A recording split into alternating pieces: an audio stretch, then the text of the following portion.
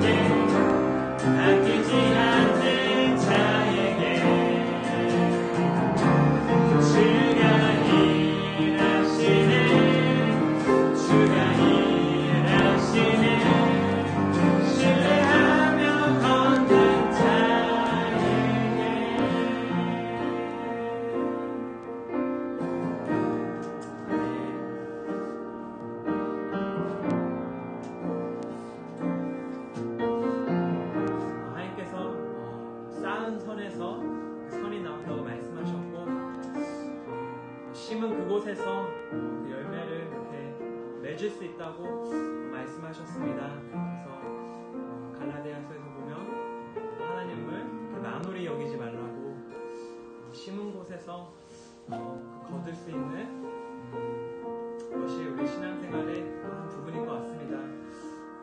우리의 연약함과 부족함에도 그럼에도 불구하고 채워주시는 하나님의 은혜 또한 우리가 경험하지만 우리가 하나님을 만나고자 애쓸 때 또 하나님을 닮고자 하는 그 소망으로 함께 나아갈 때 그 마음을 보시고 보상하시며 또 은혜 주시는 것 또한 하나님의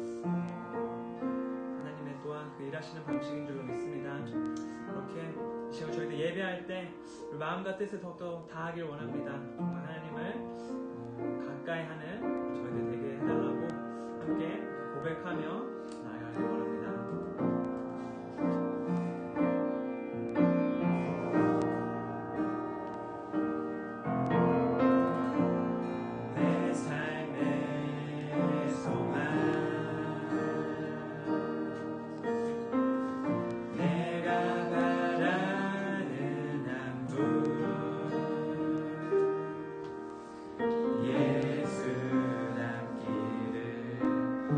내가 원하네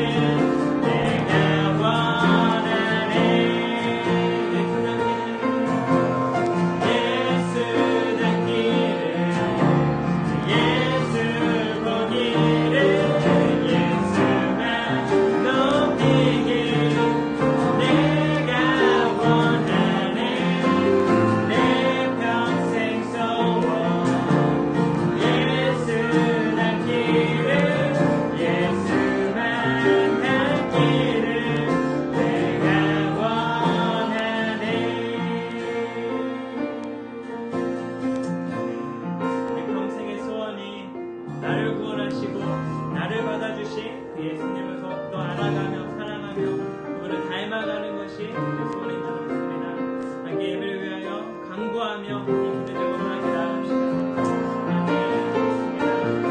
하나님, 내 양심에 주의 부끄럽지 아니하는 교회와 하나님 앞에 제게 급한 양심을 빼기를 원합니다.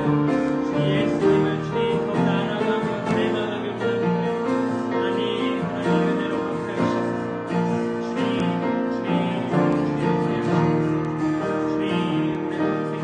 주님을 알고 주님을 닮아가는 것이 되길 원합니다.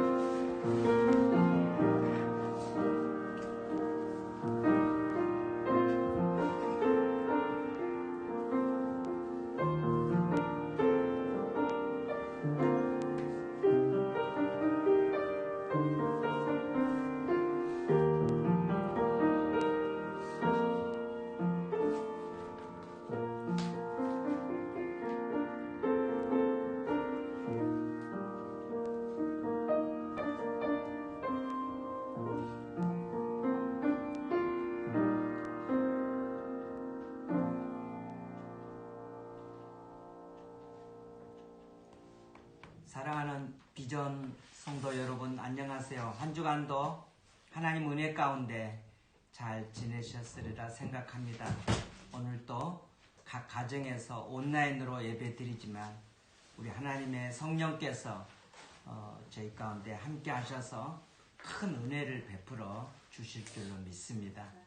이제 다 함께 일어나셔서 묵상 기도하심으로 하나님께 주일 예배 드리겠습니다.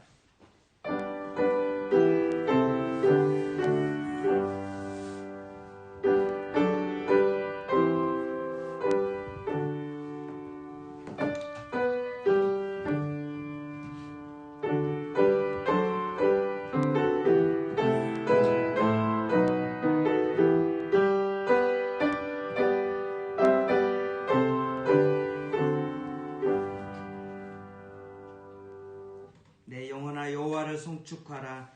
내 속에 있는 것들아 다 그 성호를 송축하라.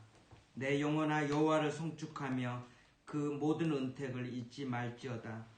저가 내 모든 죄악을 사하시며 내 모든 병을 고치시며 내 생명을 파멸해서 구속하시고 인자와 공률로 관을 씌우시며 좋은 것으로 내 소원을 만족해 하사 내 청춘으로 독수리같이 새롭게 하시는도다. 아멘.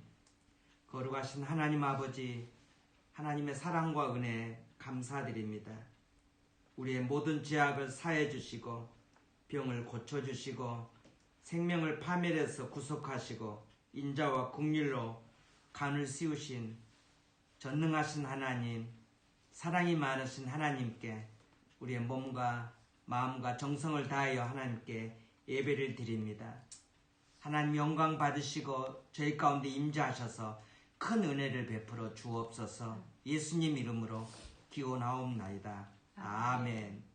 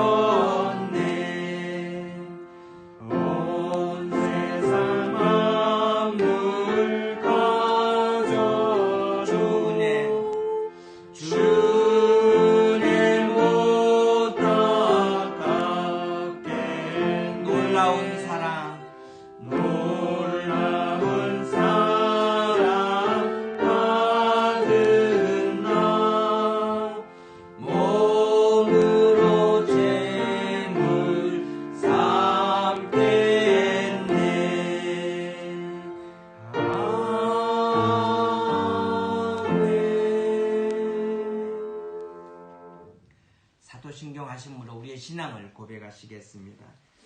전능하사 천지를 만드신 하나님 아버지를 내가 믿사오며 그의 아들 우리 주 예수 그리스도를 믿사오니 이는 성령으로 잉태하사 동정녀 마리아에게 나시고 본디오 빌라도에게 고난을 받으사 십자가에 못 박혀 죽으시고 장사한 지 사흘 만에 죽은 자 가운데서 다시 살아나시며 하늘에 오르사 전능하신 하나님 우편에 앉아 계시다가 저리로서 산자와 죽은 자를 심판하러 오시리라.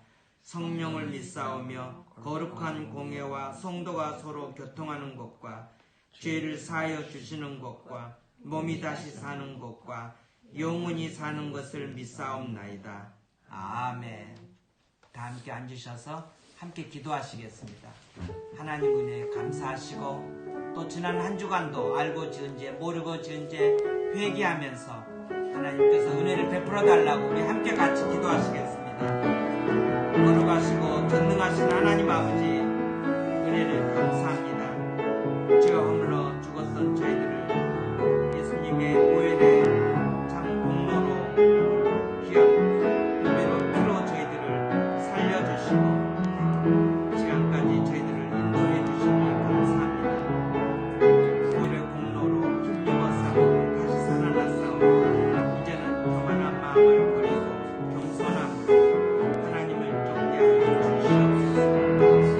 세상에 속한 욕심을 낸 줄 알고 버리게 하여 주시옵소서.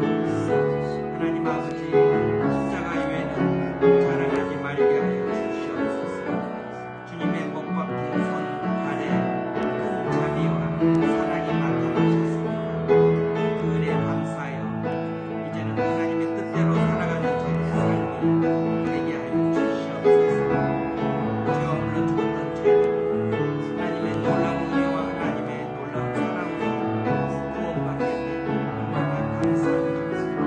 우리의 온몸과 마음과 우리의 전인격을 다하여 하나님께 헌신하며 이렇게 살게 하여 주시기를 바라옵나이다. 연약합니다. 부족합니다. 하나님 저희들을 붙잡아 주시옵소서. 하나님 세상에 속한 것들을 다 버리고 온전히 하나님만을 쫓아 살아가는 저희들 되도록 주께서 역사하여 주옵소서. 하나님께 예비를 드리니 말씀을 듣고 또 말씀을 전합니다. 하나님 저희들에게 은혜를 베풀어 주옵소서. 성령께서 깨닫게 하여 주옵소서. 성령께서 큰 은혜를 베풀어 주시옵소서. 십자가를 바라고 있는 하나님을 바라봅니다. 하나님 예배 가운데 임재하셔서 저희들에게 깨달음을 주시고 은혜를 베풀어 주시옵소서. 함께하여 주옵소서. 역사하여 주옵소서. 거룩하신 하나님 아버지 죄와 허물로 죽었던 저희들을 주님의 보배로운 피로 죄 사해 주시고 천국을 얻게 하시고 그리고 이 땅에서 하나님의 자녀로서 믿음으로 한 걸음 한 걸음 살아갈 수 있게 하여 주시니 감사합니다. 나를 위하여 십자가에 못 박혀 죽으신 주님의 손과 발과 주님의 가시관 멜류관 쓰신 그 주님을 다시 한번 바라봅니다. 사랑이 가득했고 주의 인내가 가득했고 주의 자비하심이 십자가에 나타나신 줄로 믿습니다. 이제는 십자가 외에 저희들 사랑하지 않게 하여 주시옵소서. 교만한 마음을 버리고 겸손함으로 날마다 주의 은혜를 쫓아 주의 뜻을 쫓아 살아가게 하여 주시옵소서. 세상에 속한 욕심을 다 버리게 하여 주옵소서. 온전히 주님의 뜻을 이루어가는 한 해가 되게 하여 주시옵소서. 특별히 미국을 위하여 기도합니다. 새로운 대통령 그리고 혼잡한 미국 하나님께서 미국 땅에 은혜를 베풀어 주시고 새로운 대통령에게 지혜와 명철을 주셔서 미국 백성들을 잘 섬겨갈 수 있도록 도와주시고 청교도 신앙으로 세워진 미국이 다시 회복되게 하여 주시옵소서. 군사 정부가 들어서서 이렇게 유혈 사태가 나고 있는 미얀마를 위하여 기도합니다. 하나님 그 땅에 다시 한번 은혜를 베풀어 주시옵소서.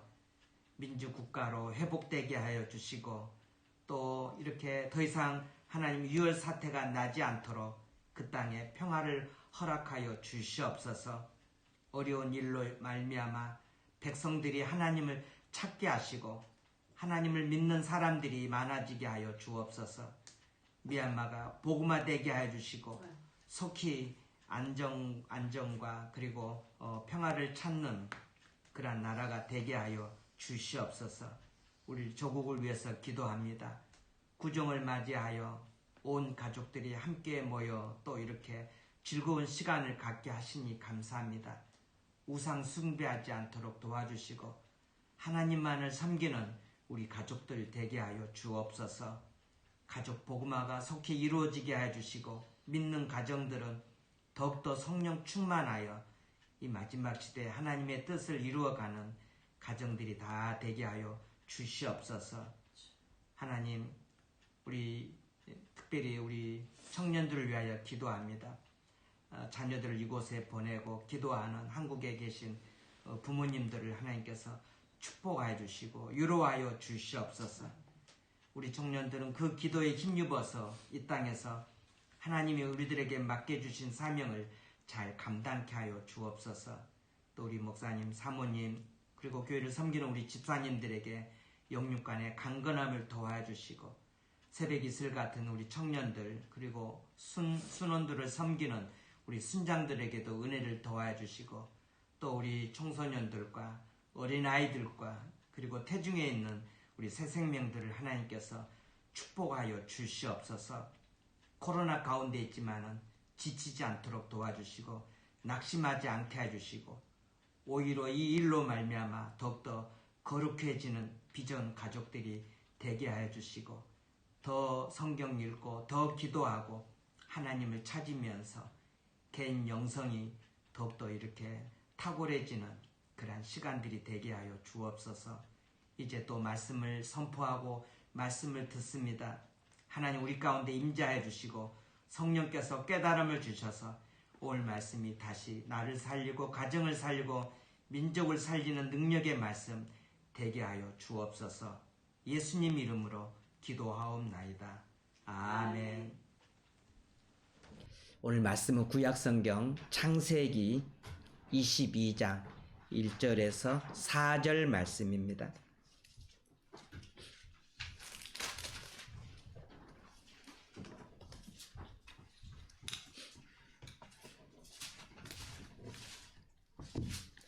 구약성경 창세기 22장 1절에서 4절 말씀 제가 봉독해 드리겠습니다.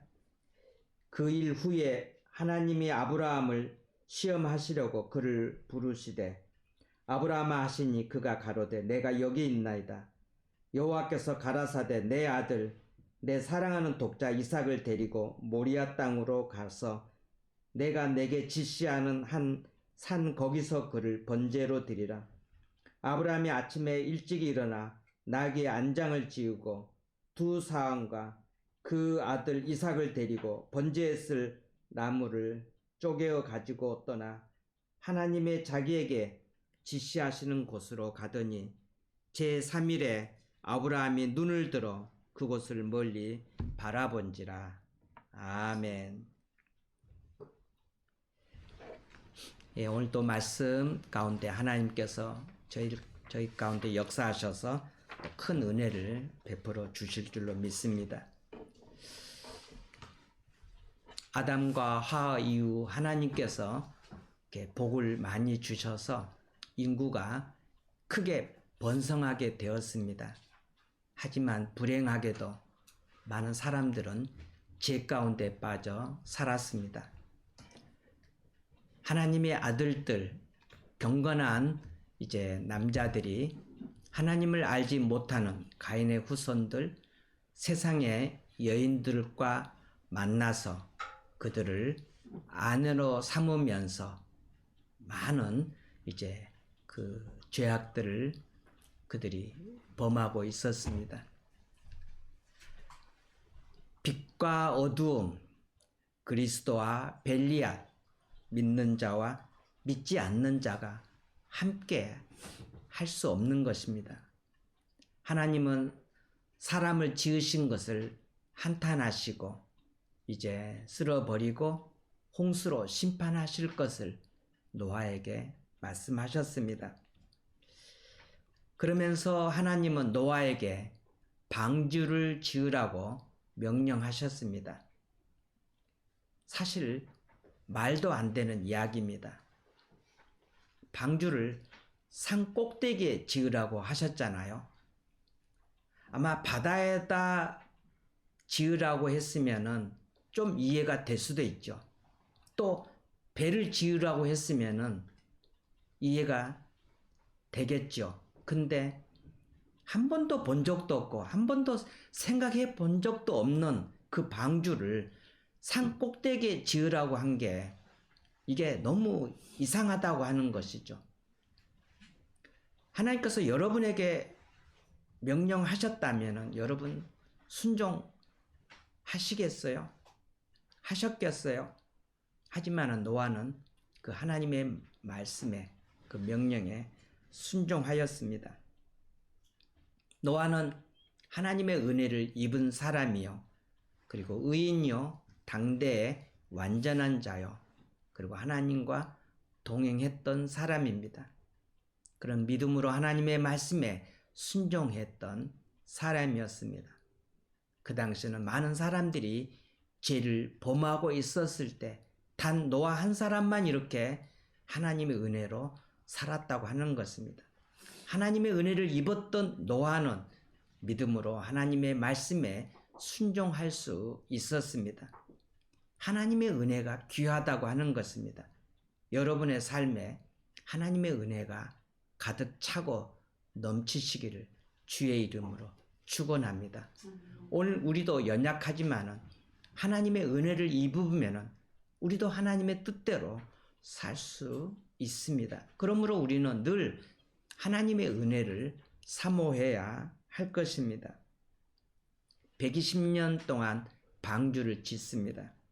그리고 이제 방주가 완성되어 노아 가족과 동물들이 들어갑니다. 그리고 홍수가 150일 동안 이제 내리게 됩니다. 노아 가족이 방주 안에 들어가 있기 때문에 8명 그들만 살게 되었고 방주 밖에 있는 사람들은 다 멸망하게 되었습니다. 이 방주는 그리스도를 예표하고 있습니다. 즉 오늘날에도 그리스도 안에 있으면 살고 그리스도 밖에 있으면 멸망한다는 것입니다. 주님은 내가 생명의 떡이라고 말씀하셨습니다.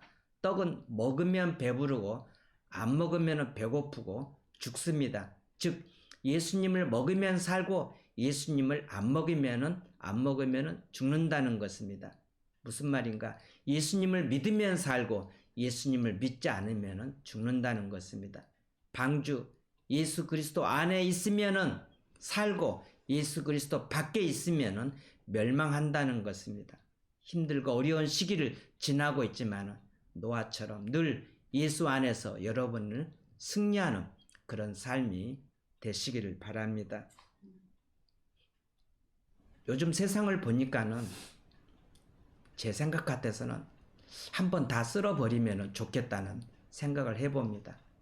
사람들이 너무 죄 가운데 살고 있고 마귀가 시키는 대로 그렇게 행동하고 있고 사람인데 짐승처럼 살고 있는 모습을 보니까 하나님께서 한번 이 세상을 다시 한번 썰어버렸으면 좋겠다 이런 생각이 듭니다.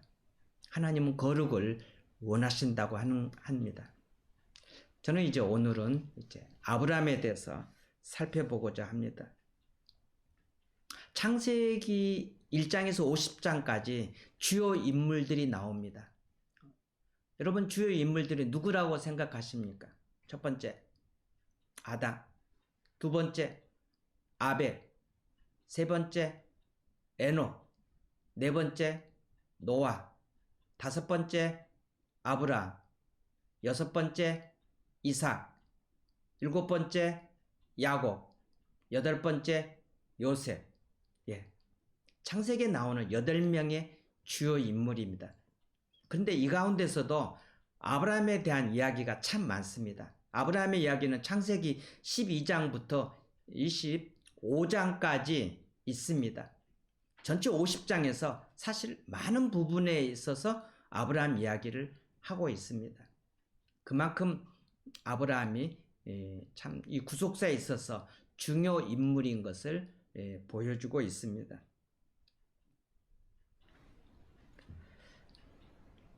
하나님께서 아브라함 한 사람에게 왜 이렇게 많은 부분들을 이렇게 할애하시면서 말씀하셨을까요? 그 이유는 하나님께서 일하시는 섭리를 우리에게 가르치시기 위함입니다. 신약 성경 첫 장인 마태복음 1장 1절에서는 아브라함과 다윗의 자손 예수 그리스도의 세계라고 그렇게 말씀하고 있습니다. 즉 온 세상이 아브라함의 혈통을 통해 복을 받을 것을 이제 창세기에서 말씀하셨던 것을 마태복음 1장 1절에서 다시 확언하고 있는 것이죠. 사도 바울도 오늘을 살고 있는 우리 그리스도인들은 아브라함의 영적인 후손이며 또한 아브라함이 받았던 복이 우리의 복이 된다고 설명하고 있습니다. 또 우리가 하나님은 어떤 분인가라고 우리가 말할 때 성경은 아브라함의 하나님, 또 이삭의 하나님, 야곱의 하나님이라고 말하고 있습니다. 즉 아브라함의 하나님이 우리의 하나님이 된다는 것입니다. 아브라함에게 붙여진 별명도 있습니다. 뭔가요? 그 별명이 믿음의 조상, 믿음의 뿌리, 또 하나님의 친구, 하나님의 벗, 이런 별명들이 있습니다. 신약 성경에 보면은 아브라함이라는 단어가 74에 언급되고 있습니다. 한마디로 신구약에 있어서 아브라함은 아주 중요 인물이라고 하는 것입니다. 분명한 것은 아브라함은 우리 신앙의 본보기였다고 합니다. 참 많은 사람들이 아브라함 하면은 믿음의 조상이라고 그렇게 말하고 있습니다. 그렇습니다. 본보기면은 참 모델이 된 사람인데, 그러나 아브라함의 삶을 살펴보면은 사실은 실수도 많고 연약함도 많이 있음을 보게 됩니다. 이 짧은 시간에 아브라함의 생애에 대해서 다 할 수는 없지만은 아브라함의 생애에 있어서 이제 중요한 몇 가지 사건만 이렇게 살펴보면서 아브라함이 어떻게 신앙생활 했는가를 이렇게 한번 살펴보고자 합니다. 첫 번째로 아브라함은 순종의 사람입니다. 아브라함의 이야기는 창세기 12장에서부터 시작되고 있습니다. 역사적으로 보면 주전 한 2000년대, BC 2000년대 사람이고 노아는 BC 약 한 3000년대 사람입니다. 당시 아브라함이 살았던 그 시대는 이제 우상 숭배가 이제 가득했던 그런 때입니다. 노아 때도 이제 죄악이 간영했고, 사실은 바벨탑 이후부터 계속해서 우상 숭배는 성행했습니다. 아브라함 때 이제 우상 숭배가 아주 더 많이 성행했을 때입니다. 창세기 이제 12장 1절입니다. 창세기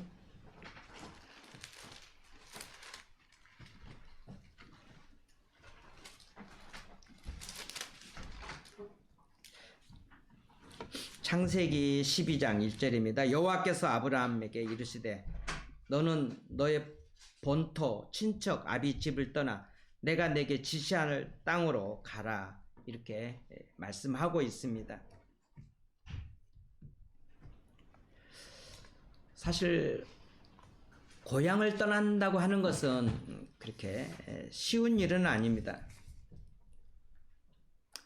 예수 믿으면 다 고향 친척 아비 집을 떠나야 된가요? 그렇지 않습니다. 근데 왜 하나님은 아브라함에게 고향 친척 아비 집을 다 떠나라고 했을까요? 고향 친척 아비 집은 사실은 같은 말입니다. 같은 내용이죠. 강조하기 위함 아니겠습니까? 예. 고향을 떠난다, 친척을 떠난다, 아비집을 떠난다. 강조의 뜻이 있지 않겠습니까? 왜 하나님께서는 이 아비집, 고향을 떠나라고 말씀하셨을까요? 갈대아 우르가 그 당시 아브라함이 살았던 고향 갈대아 우르가 우상 도시였기 때문입니다.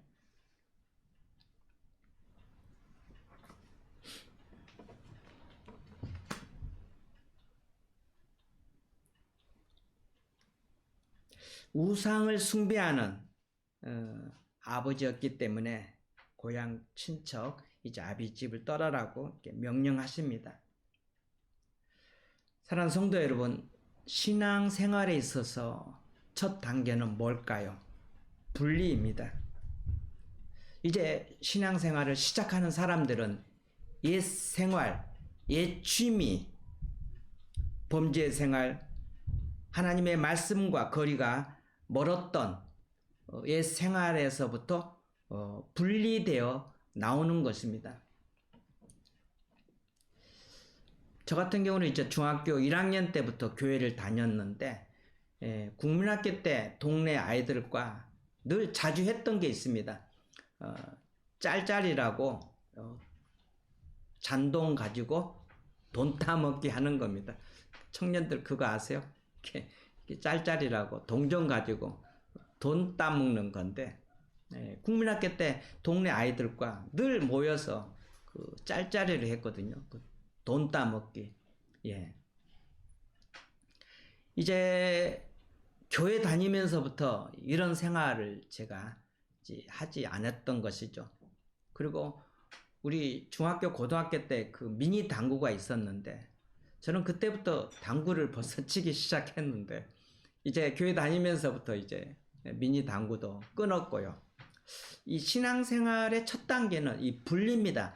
옛날 자기가 좋아했던 옛날의 그 취미, 그 옛 생활, 그것과의 분리를 말하는 것입니다. 하나님께서 우리들에게 코로나를 지금 1년 이상 주고 계십니다. 저는 여기에 영적인 뜻이 있다고 봅니다. 세상과 분리를 하나님께서는 원하시는 것입니다. 신앙생활을 하면서도 세상과 분리하지 않고 그리고 옛날 취미, 옛날에 그 예수 믿기 전에 살았던 그 삶과 분리되지 않고 계속해서 신앙생활을 하면은 그래서 한 발은 세상, 한 발은 교회 이렇게 계속해서 세상과 교회를 이렇게 같이 겸하면서 신앙생활 하면은 하나님이 어떻게 우리를 하실까요? 하나님께서 우리를 강제로 분리시킵니다. 내가 스스로 분리를 하지 않잖아요.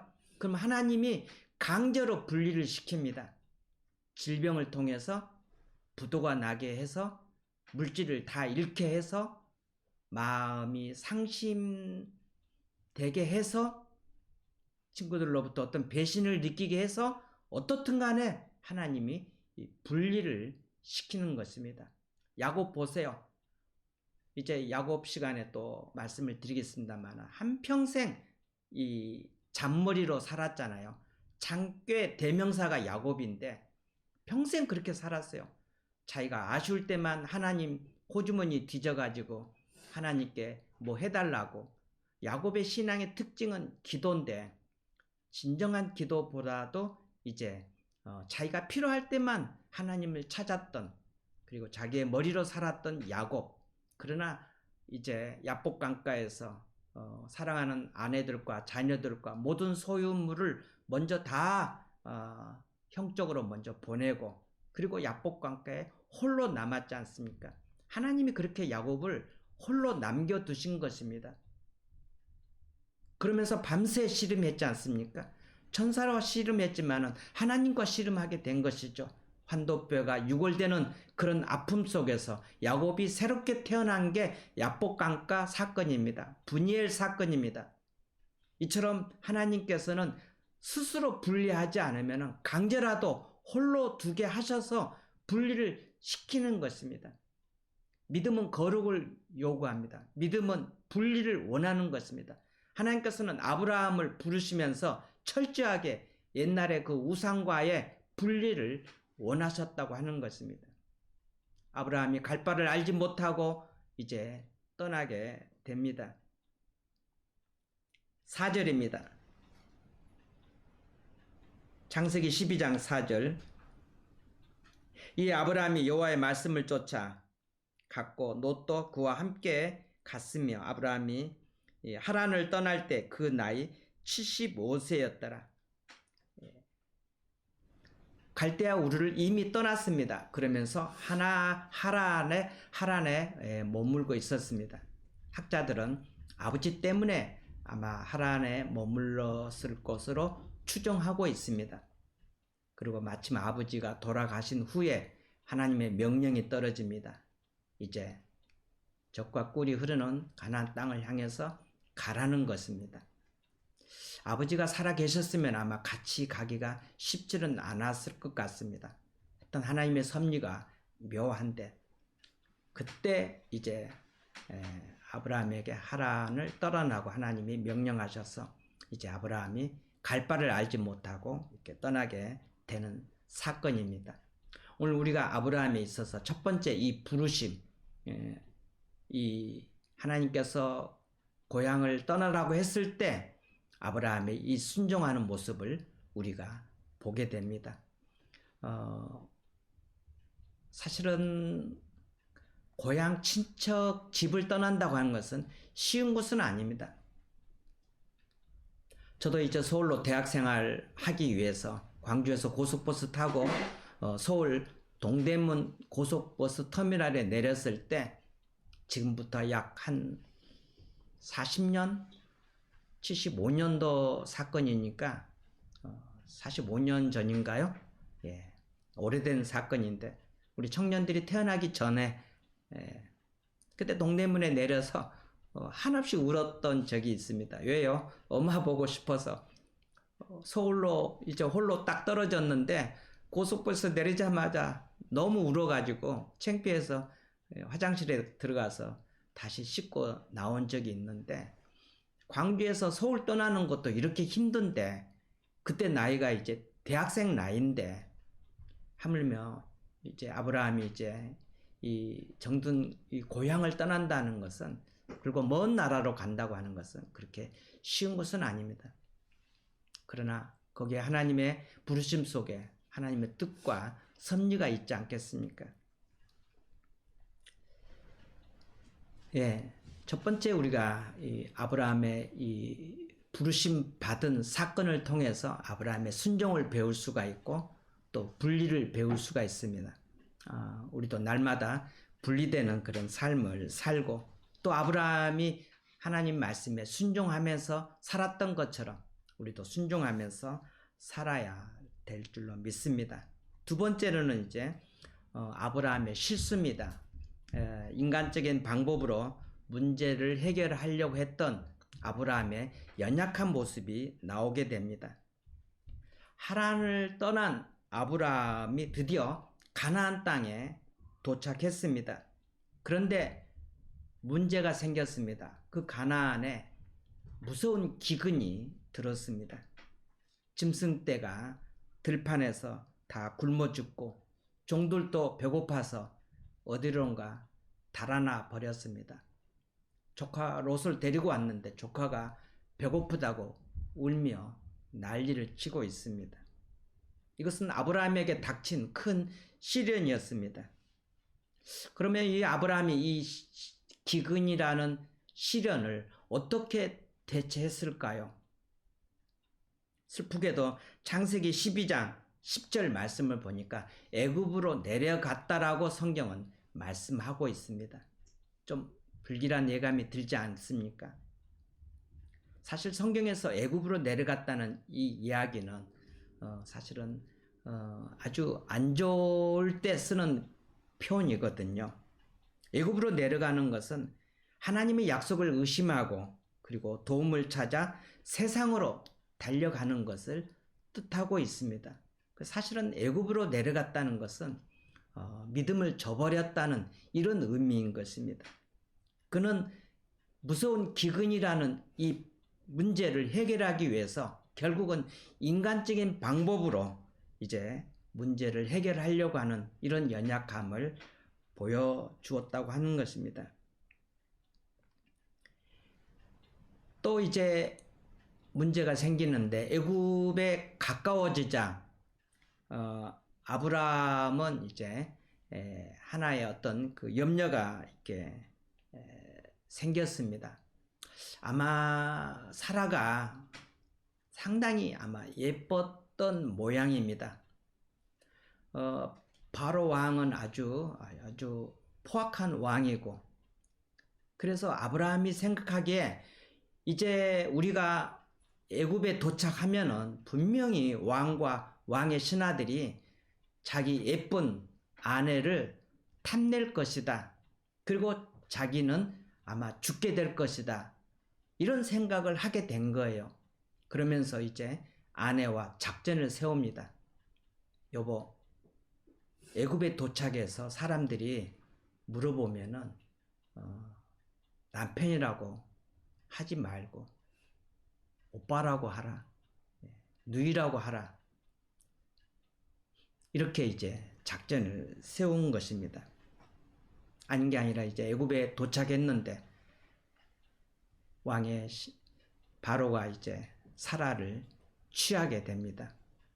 그러나 이제 하나님의 성령께서 그 사건 속에 이제 임하게 되는 것입니다. 바로는 예쁜 사라를 취하면서 아브라함에게 양과 나귀, 그 낙타, 로비, 소 등 아주 푸짐한 선물을 이제 주었습니다. 아내는 빼앗기고, 그리고 많은 이제 그 후한 대접을 아브라함이 받게 됩니다. 그런데 하나님은 그날 이제 바로 그 집에 무서운 재앙을 이제 내리셨습니다.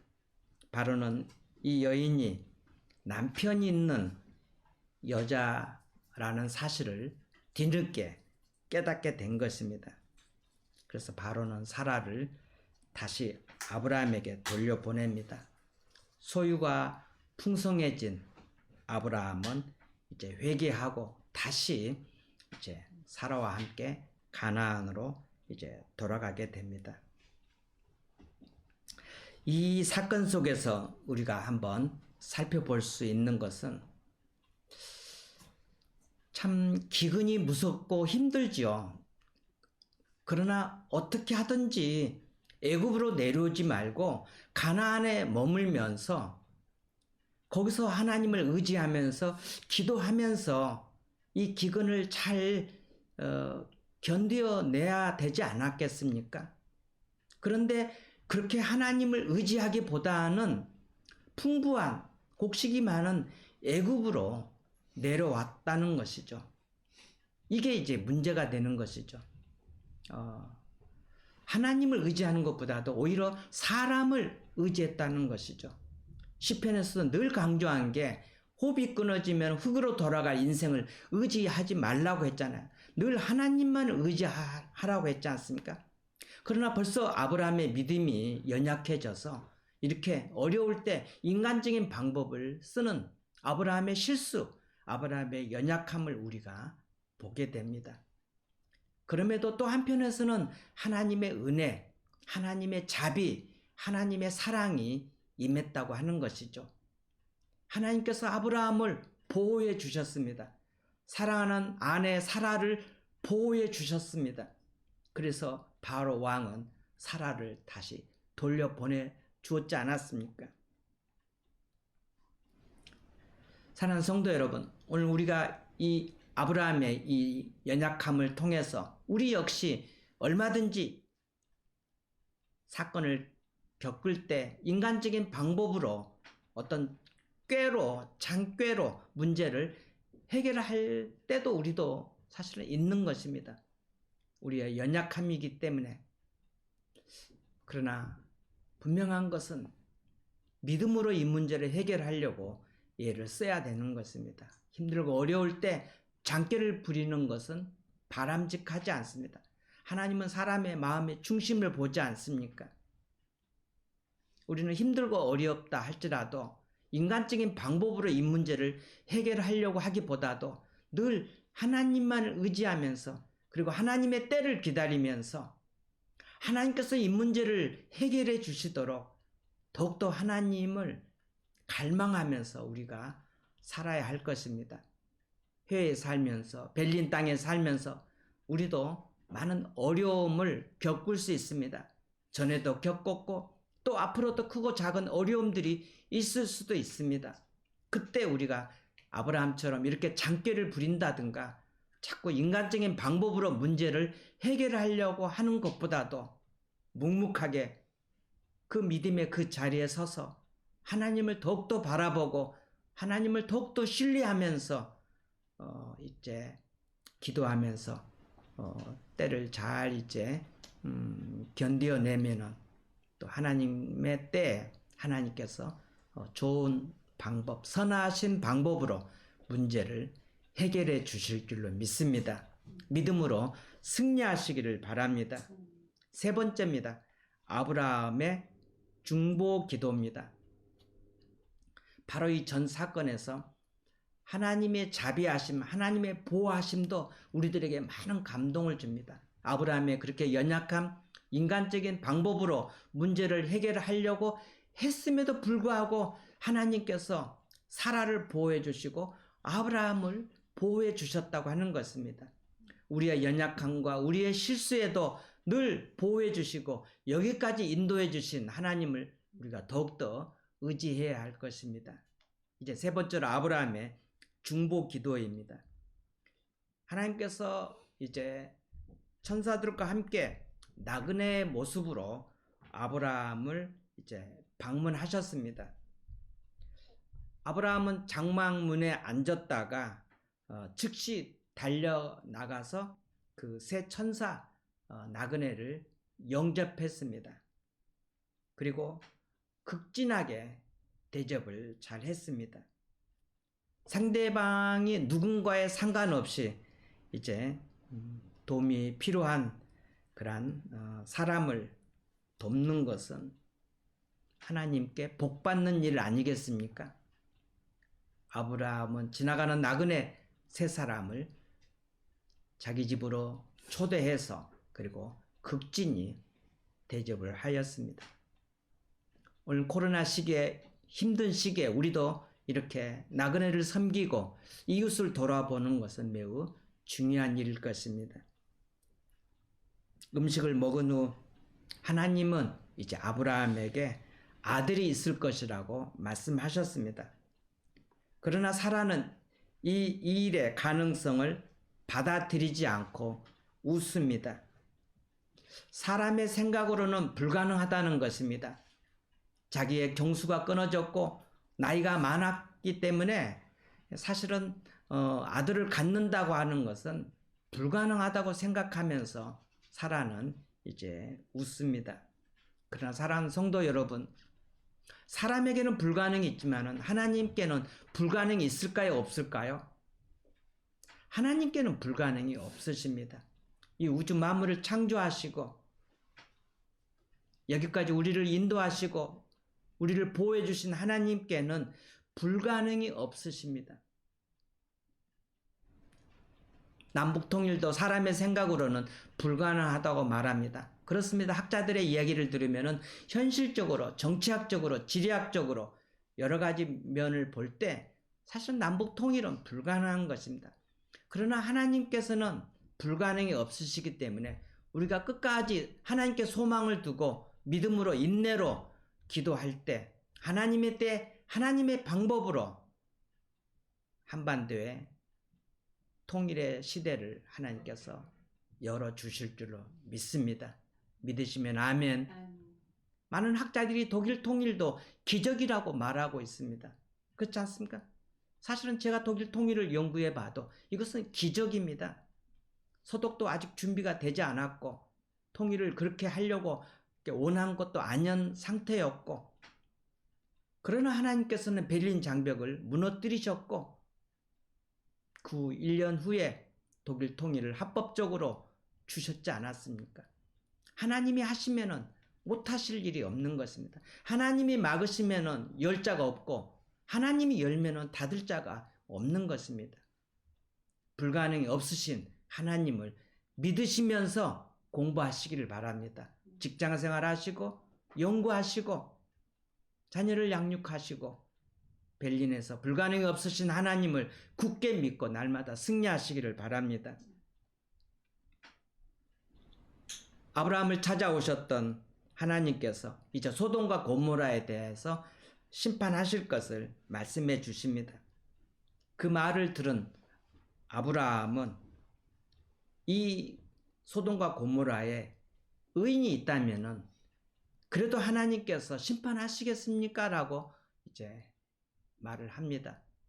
그러면서 아브라함이 하나님께 이제 기도하는 심정으로 말합니다. 하나님, 의인 50명만 있으면은 하나님께서 의인 50을 찾으시면은 그래도 이 성을 멸하시겠습니까?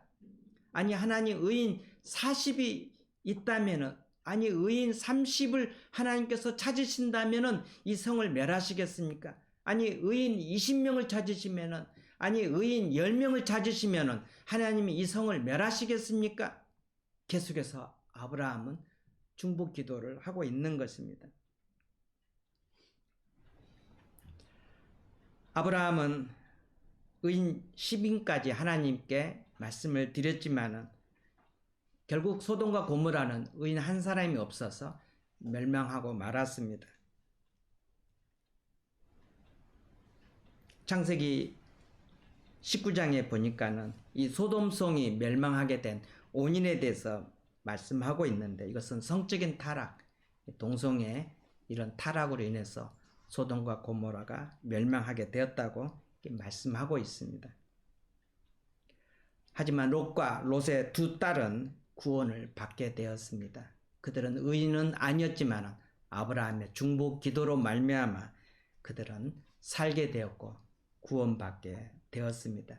사랑하는 성도 여러분, 오늘 이 소돔과 고모라가 멸망한 사건, 그리고 아브라함이 계속해서 중보 기도하는 이 사건은 우리들에게 많은 경고와 도전을 또 주고 있습니다. 나라가 망하고 흥하는 것은 의인이 있고 의인이 없음에 좌우된다는 것을 우리가 깨닫게 됩니다. 먼저 우리 자신부터 하나님 앞에서 거룩하게, 올곧게, 그리고 깨끗하게 살아갈 것을 다시 한번 우리가 다짐해야 될 것입니다. 에녹이 하나님과 동행했고 노아가 하나님께 은혜를 입었고 노아가 그 패역한 시대에, 죄악이 간영한 그 시대에 의인으로 살았고 완전한 자로 살았고 하나님과 동행했던 것처럼, 하나님과 동행했다고 하는 것은 죄가 없다는 것 아니겠습니까? 물론 완벽할 수는 없겠지만 하나님께서 죄인과 어떻게 동행하시겠습니까? 거룩하게 살았다는 것 아니겠습니까? 올곧게 살았고 성실하게 신실하게 살았다는 뜻 아니겠습니까? 패역한 이 시대, 오늘 우리가 다시 한번 참 올곧게 살고 거룩하고 깨끗하게 살아야 될 것을 다짐해야 할 것입니다. 그리고 아브라함이 그렇게 이 성이 멸망하지 않도록 중보 기도한 것처럼 우리도 계속해서 아브라함처럼 기도하면서 살아야 될 것입니다. 나 자신과 우리 가족과 내 나라와 우리 민족과 더 나아가서 벨린과 유럽과 온 열방에 하나님을 믿는 사람들이 많아질 수 있도록 하나님이여 저들을 구원하여 주시옵소서. 하나님이여 벨린 땅에 하나님을 믿는 백성들이 많아지게 하여 주옵소서. 하나님이여 유럽 땅에 하나님을 믿는 백성들이 많아지게 하여 주옵소서. 하나님이여 서울에 하나님을 믿는 사람들이 많아지게 하여 주옵소서. 하나님이여 온 열방에 5대양 6대주에 하나님을 믿는 백성들이 많아지게 하여 주옵소서. 하지만 슬프게도 온 세계에 하나님을 믿는 사람들이 점점 줄어들고 있다는 사실입니다. 점점 하나님을 모르는 사람들이 더 많아지고 하나님을 믿는 사람들은 매우 극소수라는 사실입니다. 이 땅의 현실입니다. 우리가 아브라함처럼 더욱더 중보 기도해야 될 이유입니다. 마지막입니다. 네 번째로 아브라함의 믿음입니다. 지금까지 아브라함은 많은 사건들을 경험하면서 그리고 회개하면서 그리고 거룩해지면서 이제 여기까지 이제 오게 된 것입니다. 그동안에도 많은 시험이 있었지만 이제 아브라함에게 마지막 시험입니다. 창세기 25장에서 아브라함이 끝나게 되는데, 아브라함이 죽게 되는데, 이제 창세기 22장에 지금 이제 오게 된 것입니다. 창세기 22장을 한번 보겠습니다. 창세기 22장 1절 말씀입니다. 그 일 후에 하나님이 아브라함을 시험하시려고 그를 부르시되 아브라함아 하시니 그가 가로되 내가 여기 있나이다 말씀하고 있습니다. 1절에 보니까는 그 일 후에라는 단어가 나옵니다. 그 일 후에라는 단어 뜻은 이렇습니다. 창세기 12장부터 아브라함이 이제 생애가 시작되지 않습니까? 창세기 12장부터 창세기 21장까지 아브라함의 파란만장한 사건을 말합니다. 창세기 12장부터 21장까지 오면서 아브라함의 승리, 아브라함의 실패, 아브라함의 연약함, 실수, 이제 많은 그런 고난을 겪으면서 연단을 받으면서 성숙해 가는 아브라함, 그것을 지금 의미하고 있습니다.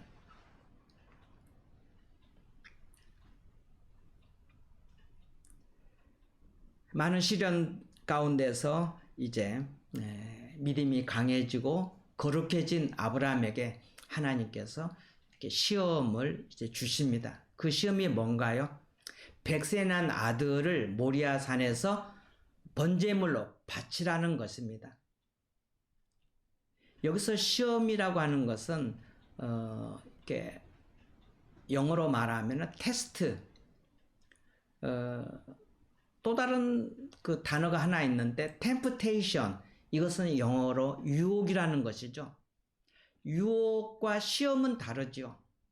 시험은 하나님께로부터 오지만 유혹은 이 temptation, 이것은 마귀로부터 오는 것이거든요. 왜 하나님께서 시험을 주시는가? 우리의 믿음이 진정성이 있는지, 우리의 믿음이 진짜 믿음인지 가짜 믿음인지, 우리의 연약한 믿음에서 우리의 믿음을 더욱더 업그레이드하기 위해서 하나님께서 우리들에게 가끔 시험을 주실 때가 있습니다. 학교에서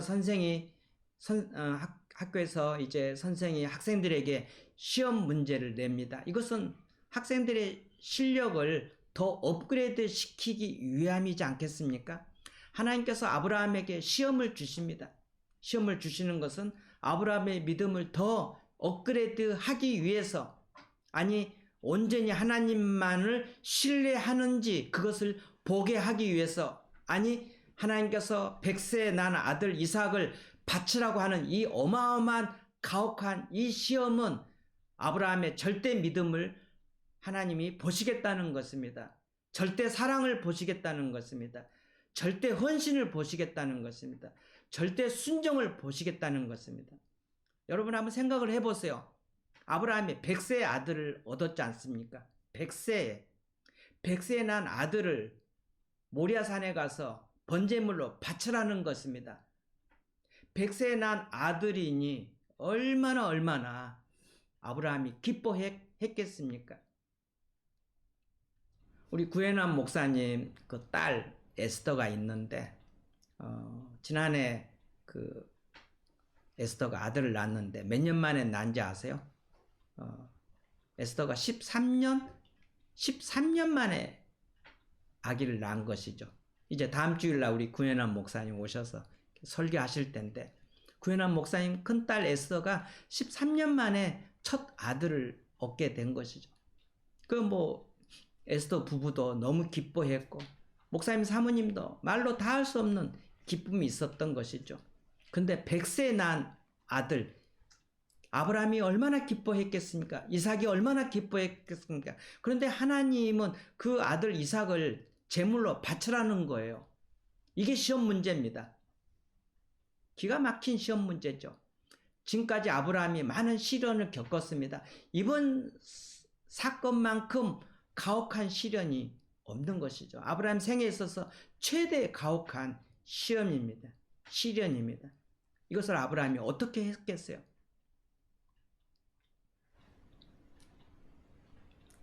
창세기 22장 2절입니다.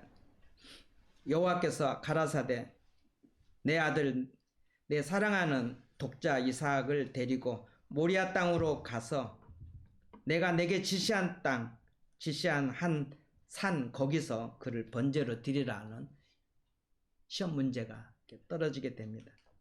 시험 문제를 잘 풀어야 되겠죠.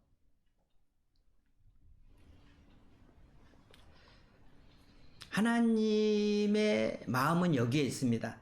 내가 100세의 아들 이삭을 줬는데 너가 아들 이삭만 사랑하는지 아니면은 내가 준 선물 이삭보다도 나를 더 사랑하는지 이것을 하나님이 지금 테스트하기 위함이라고 하는 것이죠. 선물을 더 좋아하는지 하나님을 더 좋아하는지. 선물은 누가 준 거예요? 하나님이 주신 거죠. 그래서 우리는 자칫 선물을 주신 하나님보다도 그 선물로 인해서 감격하고 우리는 그렇게 지낼 때가 있는 것이죠. 즉 이 시험은 이삭이냐 하나님이냐, 선물이냐 하나님이냐, 이거 테스트하는 시험이지 않겠습니까?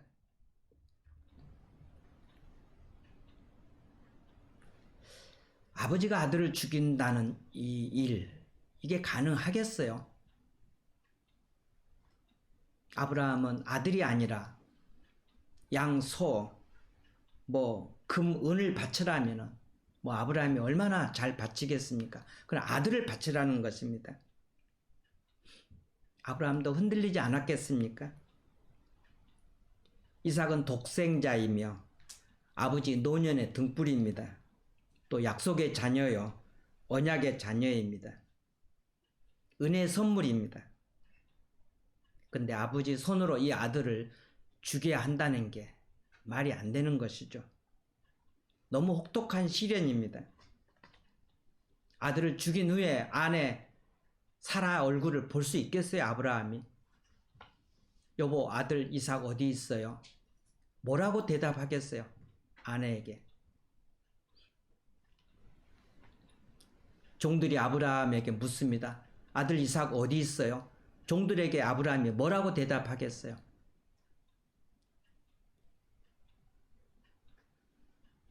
그러나 시험당하는 아브라함의 표정은 밝습니다. 그리고 아브라함은 하나님께 순종하게 됩니다. 이 엄청난 시험을 당하는 아브라함은 아침 일찍 떠났습니다. 거룩한 사람은 아침 일찍 일어납니다.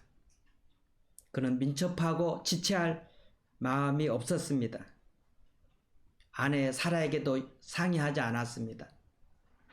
종들하고도 상의하지 않았습니다. 아들과도 한마디 얘기하지 않았습니다.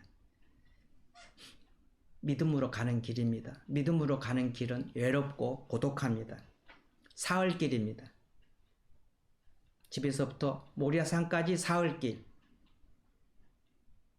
죽음의 길이고 영문 밖의 길이고 그리고 십자가의 길이고 주님이 가신 길입니다. 아들을 죽이러 가는 그 아버지의 심정이 어떠했겠습니까? 여러분 한번 생각해 보세요. 아마 아브라함의 가슴이 아마 찢어지지 않았겠습니까? 인간의 마음은 아침 저녁으로 바뀌어질 수도 있습니다. 그러나 아브라함은 변함이 없었습니다. 그리고 아브라함은 끝까지 갔습니다. 끝까지 가는 믿음을 보여주고 있습니다. 절대 순종, 절대 믿음입니다. 3일 동안 여행을 하여 제사드릴 모리아 산에 도착했습니다. 아들이 묻습니다. 아버지, 불과 나무는 있는데 번제할 어린 양은 어디 있습니까? 라고 아들 이삭이 묻습니다. 그때 아버지 아브라함의 마음이 어떠했겠습니까? 아버지 아브라함의 그 참 찢어지는 그런 마음, 가슴, 아브라함의 눈물이 보이지 않습니까? 아브라함이 제단에 돌을 쌓고 이제 나무를 올려놓습니다. 그리고 밧줄로 아들을 묶습니다. 이제 칼을 꺼내요. 이제 막 행동하려고 할 때입니다. 그때 여호와의 사자가 이렇게 말합니다. 그 아이에게 손을 대지 말라고 외칩니다. 칼을 드는 순간 하나님이 말씀하십니다. 아브라함아, 멈추어라. 내 심정, 내 마음을 알았다. 너는 이 시험을 통과했다. 할렐루야. 아브라함이 이 가혹한 시험을 이제 믿음으로 통과한 것입니다. 창세기 22장 이제 12절 말씀입니다. 사자가 가라사대 그 아이에게 손을 대지 말라. 아무 일도 그에게 하지 말라. 내가 내 아들 내 독자라도 내게 아끼지 아니하였으니 내가 이제야 내가 하나님을 경외하는 줄을 아노라. 할렐루야. 이제야 내가 하나님을 경외하는 줄을 아노라고 하나님께서 아브라함의 믿음을 인정해 주셨습니다. 할렐루야. 놀라운 사건 아니겠습니까? 이제야 아브라함이 하나님으로부터 인정받게 된 것입니다.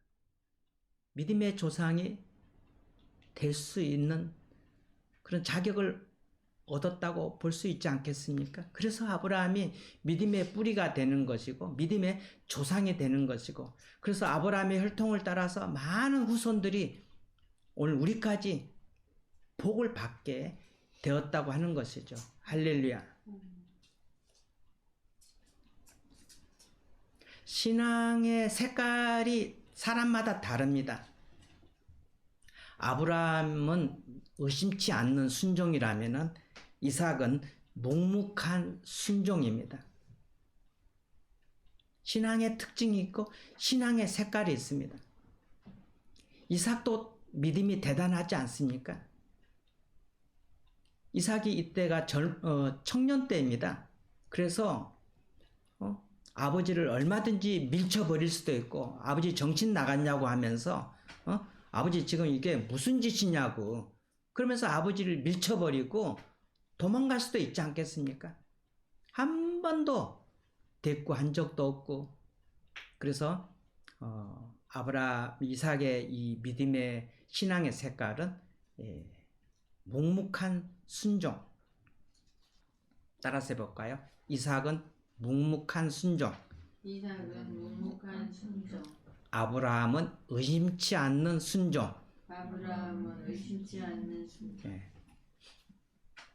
참 장엄한 사건이고 위대한 사건이 아닐 수가 없는 것입니다. 주님의 베드로에게 묻습니다. 요한의 아들 시몬아, 내가 이 사람들보다 나를 더 사랑하느냐?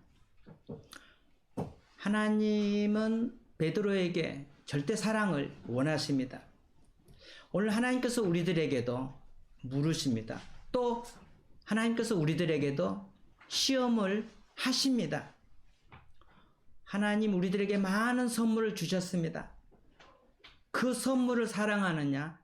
그 선물을 주신 하나님을 더 사랑하느냐? 결국은 이 문제입니다. 하나님께서 아브라함처럼 우리들에게 아들을 바쳐라고 이런 시험은 주시지 않을 것입니다. 그러나 다른 모습으로 다른 색깔로 하나님이 우리들에게 시험 문제를 주실 것입니다. 저는 돈이 필요 없다는 얘기가 아닙니다. 저는 가족이 소중하지 않다라고 생각하지 않습니다. 직장도 소중하고 건강도 소중하고 가족도 소중하고 남편도 소중하고 아내도 소중하고 부모도 자식도 소중하고 연구도 사업도 건강도 스펙도 다 소중한 것입니다. 학위도 소중한 것입니다. 학문도 얼마나 소중합니까? 문제는 그것보다 하나님을 더 사랑하느냐, 이것을 하나님이 물으신다는 것입니다. 유학생활 축복입니다. 그러나 유학생활보다도 하나님을 더 사랑하느냐, 이 축복의 선물을 준 그 선물보다도 하나님을 더 사랑하느냐, 결국 그 문제입니다. 좀 더 우아하게 말씀을 드리면 절대 순종을 원하는 것입니다. 절대 사랑을 원하는 것입니다. 절대 믿음을 원하는 것입니다. 절대 헌신을 하나님이 원하신다는 것입니다. 결코 쉽지 않는 일입니다. 아들을 바치는 것은 둘째치고 하나님보다도 우리는 더 건강을 중요시 여길 때가 있습니다. 우리는 하나님보다도 물질을 더 귀하게 여길 때도 있습니다. 우리는 하나님보다도 가족을 더 귀하게 여길 때도 있더라는 것입니다. 그게 우리의 연약함일 수도 있는 것입니다. 그러나 하나님은 나를 더 사랑하느냐, 내가 준 선물보다도 나를 더 사랑하느냐고 오늘 또 다른 모습으로 다른 색깔로 우리들에게 늘 시험 문제를 주시는데, 그 시험 문제 잘 푸셔서 아브라함처럼 하나님으로부터 인정받는 여러분의 신앙이 되시기를 바랍니다. 믿음으로 승리하는 여러분의 삶이 되시기를 주의 이름으로 축원합니다. 아멘. 우리 함께 같이 기도하겠습니다. 하나님께서 우리들에게 아브라함처럼 아들을 바쳐라는 그런 시험 문제를 주시지는 않을 것입니다. 그러나 다른 색깔로 우리들에게 주십니다. 하나님을 더 사랑하는가, 건강을 더 사랑하는가, 가족을 더 사랑하는가, 하나님을 사랑하는가, 혹시 하나님보다도 물질을 더 사랑하는 것 아닌가, 하나님보다도 가족을 더 사랑하는 것 아닌가, 하나님보다도 건강을 더 사랑하는 것 아닌가, 하나님보다도 그 다른 것을 더 사랑하는 것 아닌가 묻습니다. 대답해야 될 것입니다. 우리의 믿음을 테스트하십니다. 이 믿음의 시험에 여러분들 승리하시기를 바랍니다. 은혜를 달라고 하나님 앞에 함께 같이 기도하겠습니다. 거룩하시고 전능하신 하나님 아버지, 은혜를 감사합니다. 아브라함의 생애를 저희들이 살펴보았습니다. 하나님, 백세 난 아들을 사랑하느냐, 그 아들을 준 나를 더 사랑하느냐, 하나님 우리들에게 절대 헌신을 묻습니다. 절대 믿음을 원하십니다. 절대 순종을 원하십니다. 절대 헌신을 하나님이 원하십니다. 하나님 앞에 인정받는 우리의 신앙이 되게 하여 주시옵소서. 믿음은 분리를 원합니다. 신앙은 분리를 원합니다. 인간적인 방법으로 문제를 해결하려고 하지 않게 하여 주옵소서. 아브라함처럼 기도하면서 살게 하여 주옵소서. 믿음으로 살아가는 저희들의 삶이 되게 하여 주시옵소서. 하나님, 저희들에게 은혜를 베풀어 주시옵소서. 죄악이 관영한 시대입니다. 거룩하게 살게 하시고 분리된 삶을 살게 해 주시고 인간의 잦은 장깨로 살지 않게 해주시고 하나님의 방법으로 문제를 해결하려고 힘쓰게 하여 주옵소서. 기도하면서 살게 하시고 믿음으로 살게 하여 주옵소서. 하나님 아버지, 감사합니다. 파란만장한 아브라함의 생애를 통하여 저희들에게 경고도 주시고 도전도 주시고 또 많은 감동도 주시니 감사합니다. 아브라함이 분리되었던 것처럼 우리도 분리되는 삶을 살게 하여 주옵소서. 무서운 기근 속에서 아브라함이 인간적인 방법으로 문제를 해결하려고 했던 그런 연약함을 보였던 것처럼 저희들도 하나님 인간적인 방법으로 해결하려고 할 때가 얼마나 많았습니까? 우리의 연약함을 용서하여 주시옵소서. 믿음의 방법으로 해결하게 하여 주옵소서. 아브라함이 기도하면서 살았던 것처럼 이삭을 바치라고 했을 때 믿음으로 온전히 의심치 않고 순종하면서 믿음으로 살았던 것처럼 저희들도 그렇게 믿음으로 살게 하여 주옵소서. 절대 믿음이 있게 하시고 절대 순종이 있게 하시고 절대 헌신이 있게 해 주시고 절대 하나님의 사랑으로 살게 하여 주옵소서. 예수님 이름으로 기도하옵나이다. 아멘.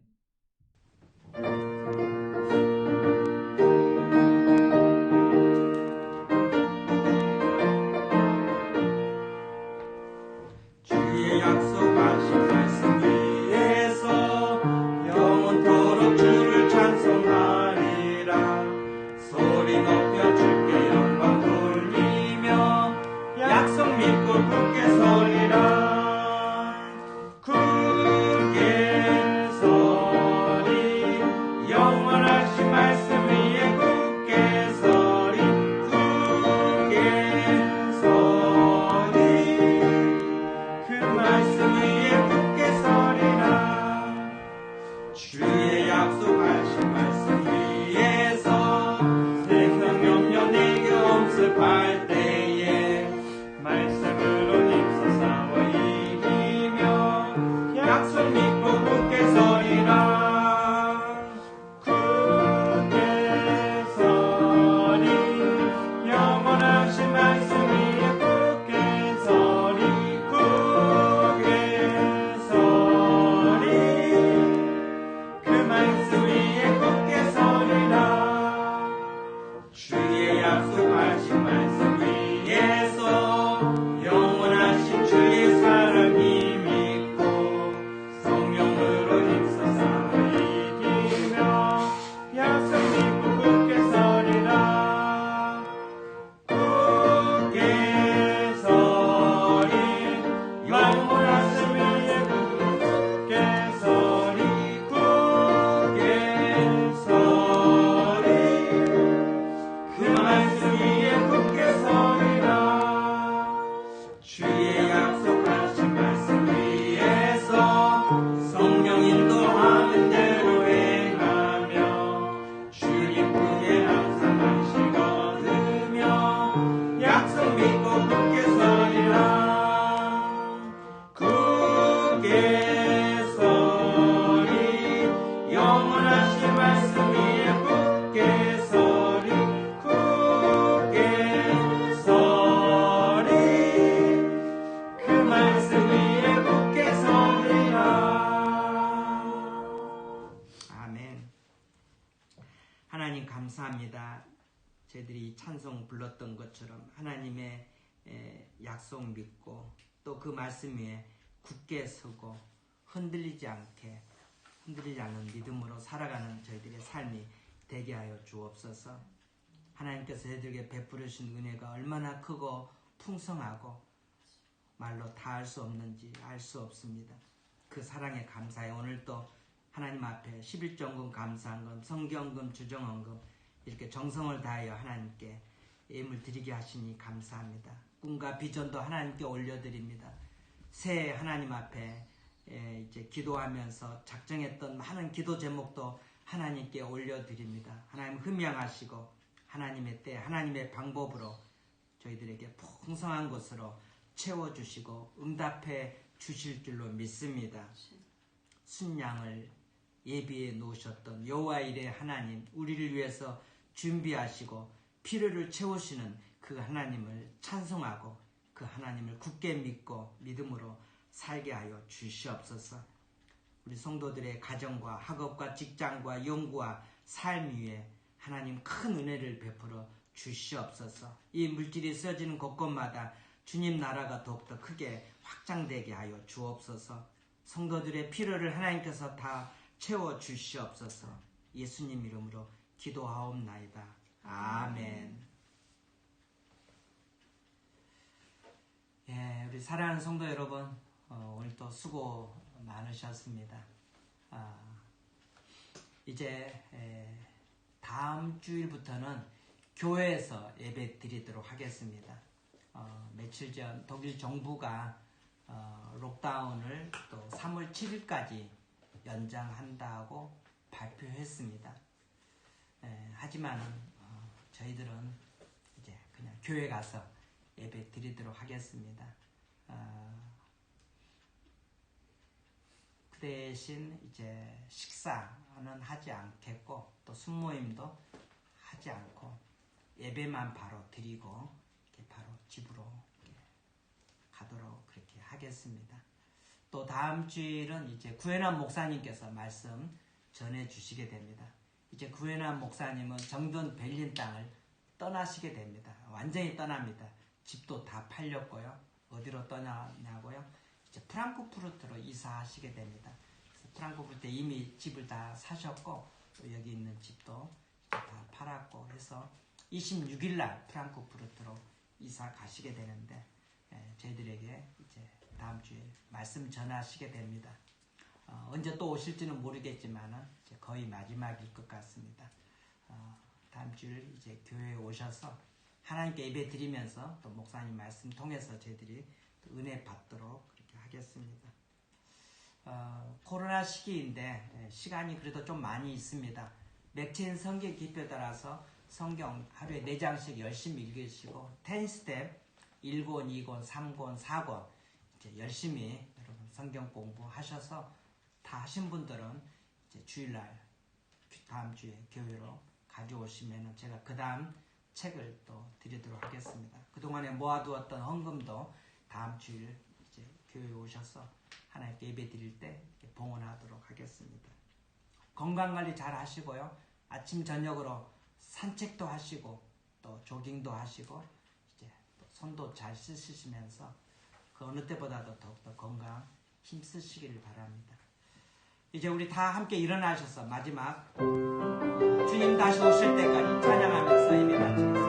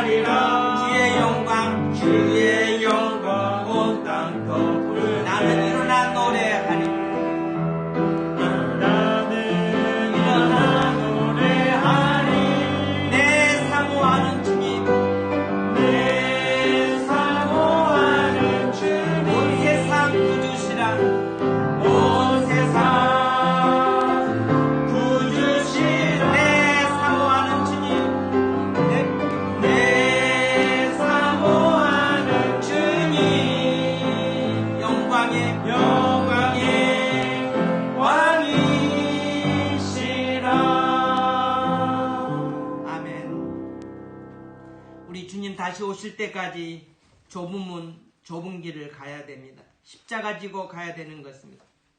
아브라함이 모리아 산을 향해서 묵묵히 외로운 길, 죽음의 길, 영문 밖의 길, 그 십자가의 길을 걸어갔던 것처럼 주님 다시 오실 때까지 하나님 좁은 문, 좁은 길, 협착한 길 가겠습니다. 나의 십자가 지고 가겠습니다. 내 사모하는 주님, 온 세상 구주시라. 내 사모하는 주님, 영광의 왕이시라. 주님 만날 날이 가까워지고 있습니다. 이 길을 주님 오실 때까지 이 협착한 길을, 좁은 길, 십자가의 길 갈 수 있도록 하나님 은혜 달라. 우리 함께 같이 통성으로 기도하시겠습니다. 거룩하시고 전능하신 하나님 아버지, 은혜를 감사합니다. 주님 다시 오실 때까지 이 좁은 문, 협착한 길, 하나님의 이 믿음의 길 가게 하여 주시옵소서. 애로운 길입니다. 고독한 길입니다. 하나님이 믿음의 길을 걷게 하여 주옵소서. 좁은 길, 협착한 길 가게 하여 주옵소서.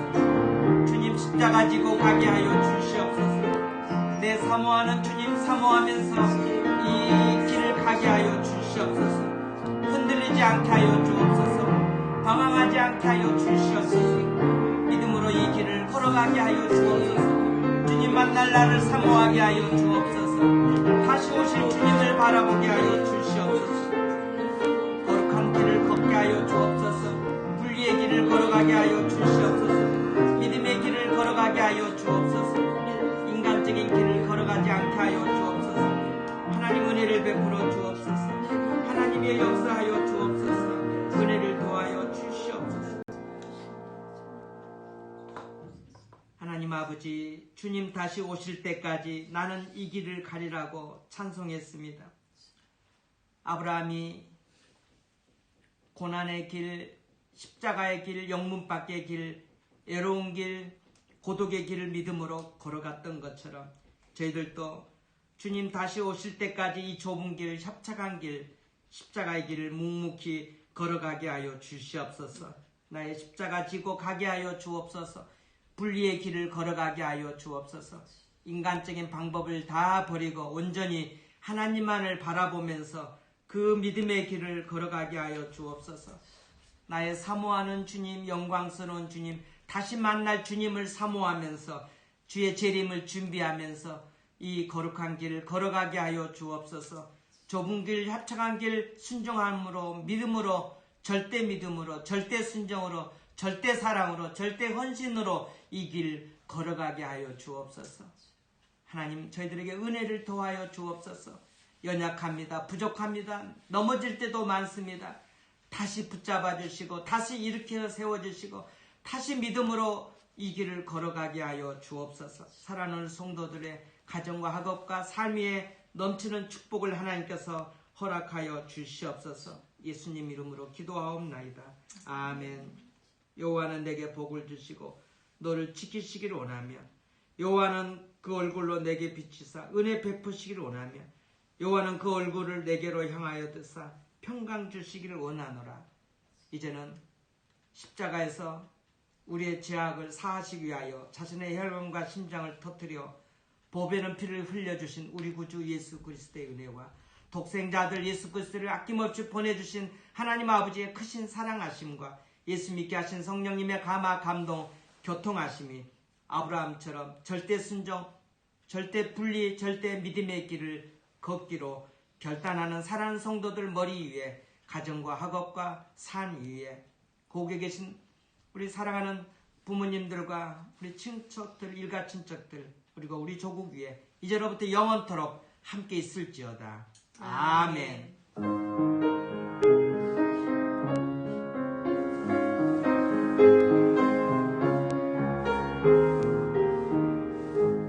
네, 사모님 이제 인사하시겠습니다.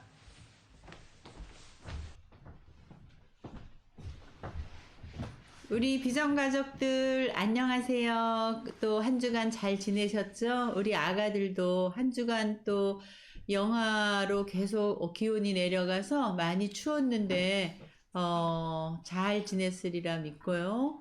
또 오늘까지 이제 영상 예배 드리고 다음 주에는 또 우리 식구들 얼굴 보면서 교회에서 만나서 예배 드리도록 하고요. 또 어제가 또 우리 고유의 명절 구정이었어요. 예, 그래서 서울에 있는 한국에 있는 가족들과 또 새해 인사도 나누고 우리 식구들도 저희도 그랬고 우리 비전 가족들도 그랬으리라 믿고요. 그래도 우리가 구정인데 같이 코로나가 아니면 떡국도 먹고 우리가 그래야 했을 텐데 그렇게 못해서 너무 아쉬움이 있고요. 우리 청년들도 그렇고 그래도 식사를 할 수 있을 정도가 되면 그때 못 먹었던 떡국을 함께 먹도록 그리고 맛있는 또 반찬도 해서 같이 식사를 하도록 그렇게 이제 하겠습니다. 우리 청년들 얼굴을 못 봐서 너무 아쉬운데 우리 아가들도 그렇고 우리 집사님들도 다음 주부터 이제 만나는 것을 기대가 됩니다.